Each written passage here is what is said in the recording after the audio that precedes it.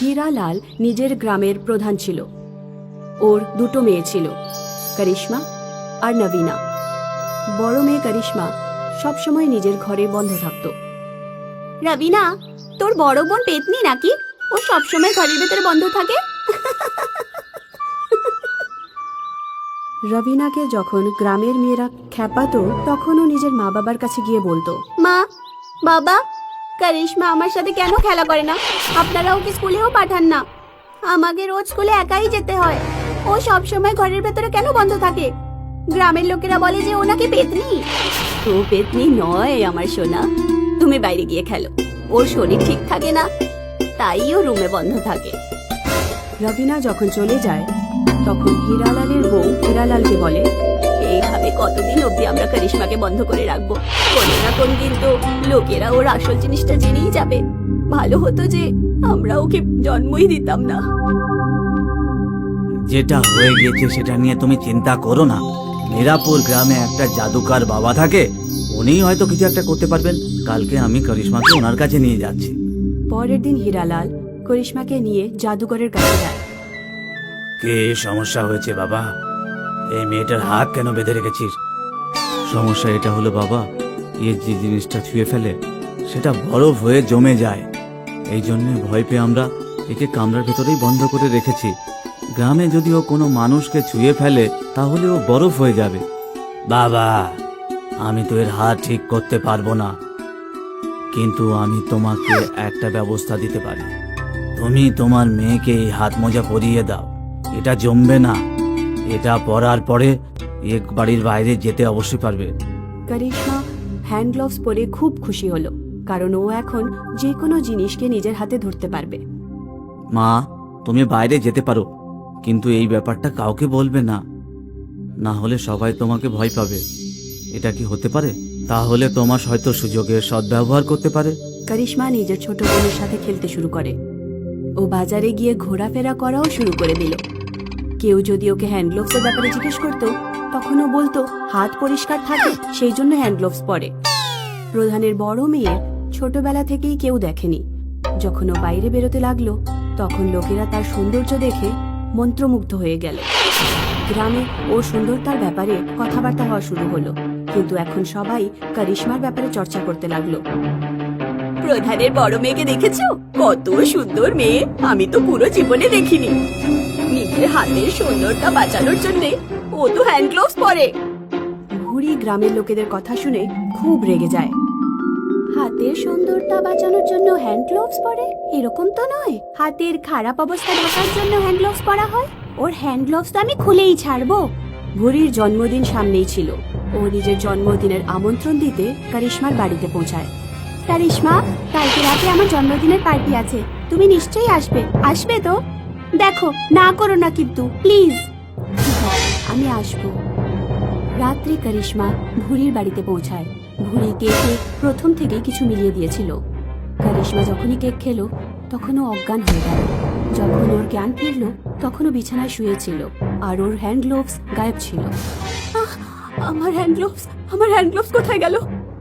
করিশ্মা hand gloves খুঁজতে আলমারিতে দেখতে লাগলো।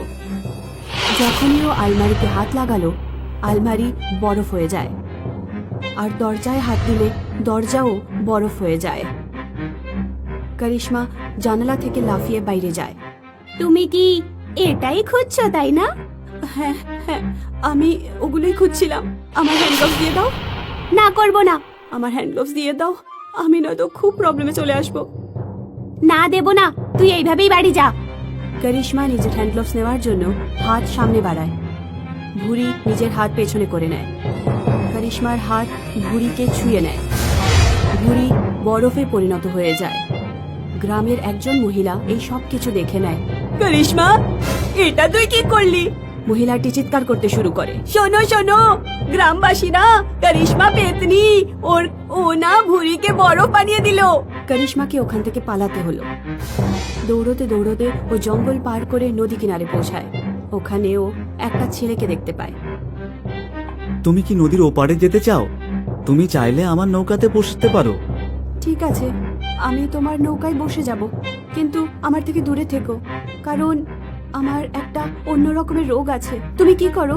আমার নাম বাবলু। আমি শহর থেকে বরফ নিয়ে আসি আর গ্রামে বিক্রি করি। তুমি কি নিয়ে আসতে চাও বলো?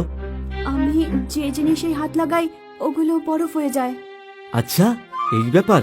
ঠিক আছে, তোমার এই রোগকে অভিশাপ মনে করা উচিত না একেবারে। ছেলেটা একটা বালতিতে জল ভরে আর করিশ্মাকে জলের মধ্যে আঙুল দিতে বলে। করিশ্মা যখনই জলে হাত লাগায় জল বরফে পরিবর্তিত হয়ে যায়। যদি তুমি চাও তাহলে তুমি আমার সঙ্গে বিয়ে করতে পারো, আর আমরা এই প্রকারে বরফ জমাবে আর আমি বরফ বিক্রি করব। এইভাবে আমার খরচা কম হয়ে যাবে। কিন্তু আমার হ্যান্ড গ্লোভস তো গ্রামেই রয়ে গেছে, আর আমার মা বাবাও আমার চিন্তা করছে হবে। তুমি একেবারেই চিন্তা করো না। তুমি একটা লেটার লিখে দাও, আমি সেটা তোমার মা বাবার কাছে পৌঁছে দিয়ে আসবো, আর তোমার গ্রাম থেকে তোমার হাত মোজাও নিয়ে চলে আসবো। করিশ্মা একটা চিঠিও লিখে দেয় যে ও নদী কিনারে একটা গ্রামে সুরক্ষিত আছে আর বিয়ে করতে চলেছে। বাবলু চিঠিটা নিয়ে গিয়ে তার মা বাবার কাছে দিয়ে দেয়। চলো, ভালোই হয়েছে, মেয়েটা তো ভালো আছে। বাবলু হ্যান্ড গ্লোভস নিয়ে করিশ্মার কাছে ফিরে আসে।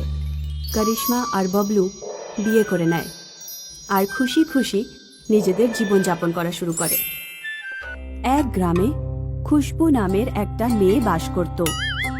খুশবু 18 বছর বয়সের ছিল, কিন্তু ওর মাথা এখনো বাচ্চাদের মতোই ছিল।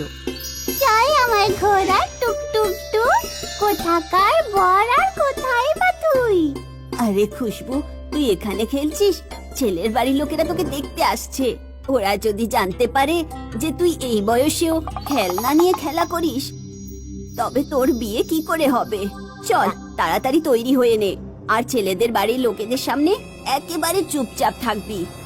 ছেলের বাড়ির লোক খুশবুর মিষ্টি মুখ দেখে ওকে পছন্দ করে নেয়। ওরা এটা জানতোই না যে খুশবু এত বড় হয়েও খেলনা নিয়ে খেলা করে। খুশবু যখন তার বাড়িতে পৌঁছয় তখন সে ব্যাগ ভর্তি করে সব খেলনাও নিয়ে যায়। একদিন রাতে যখন খুশবুর স্বামী হিমাংশু রাত্রে ঘুম ভেঙে যায়, তখন সে দেখে যে খুশবু খেলনা গাড়ি নিয়ে খেলা করছে। আমার গাড়ি চলে জোরে, যখনই আসুক হাওয়া জোরে। খুশবু, এত রাত্রে কি করছো? আমার খেলা করতে খুব ভালো লাগে। হিমাংশু ওই রাত্রে তো খুশবুর খেলনা নিয়ে খেলতে দেখেও কিছুই বলল না, কিন্তু যখনও দেখলো খুশবু রোজ রোজ খেলনা নিয়ে খেলা করছে, তখন সে এক রাত্রে খুশবুকে বকতে লাগলো। এসব কি করছে বলো তো? তুমি কি এখনো ছোট আছো যে খেলনা নিয়ে খেলা করছো? হিমাংশুর মাও তাদের রুমে চলে আসে। বাবা, এর মা আর এর দুজনেই মিলে আমাদেরকে ঠকিয়েছে। মেয়েটা পাগলি মনে হচ্ছে, দিনভর এভাবেই খেলনা নিয়ে খেলা করে। আমি পাগলি নই, আমার বুদ্ধিও কোনো অংশে কম নেই। এই খেলনাগুলো আমার বাবা আমাকে কিনে দিয়েছিল। আমি আমার বাবাকে খুব ভালোবাসি। এই খেলনাগুলোই আমার একমাত্র স্মৃতি। আমার এসব চাই না, এরকম খেলনা নিয়ে খেলা করা বউ। হিমাংশু আর হিমাংশুর মা খুশবুকে রাত্রেই বাড়ি থেকে বাইরে বের করে দেয়। এনে নিজের ব্যাগপত্র ধর আর এক্ষুনি এখান থেকে বেরিয়ে যা, আমি তোর মুখ দেখতে চাই না। খুশবু বেচারা কাঁদতে কাঁদতে মায়ের কাছে চলে যায়। খুশবুর মায়ের শরীর খুব খারাপ ছিল আর ও বিছানায় শুয়েছিল। আরে মা, এত রাত্রে তুই এখানে? আমার শ্বশুর বাড়ির লোক আমাকে বাড়ি থেকে তাড়িয়ে দিয়েছে মা। তুই চিন্তা করিস না মা। খুশবুর মা জোরে জোরে কাশতে শুরু করলো আর সে মারা যায়।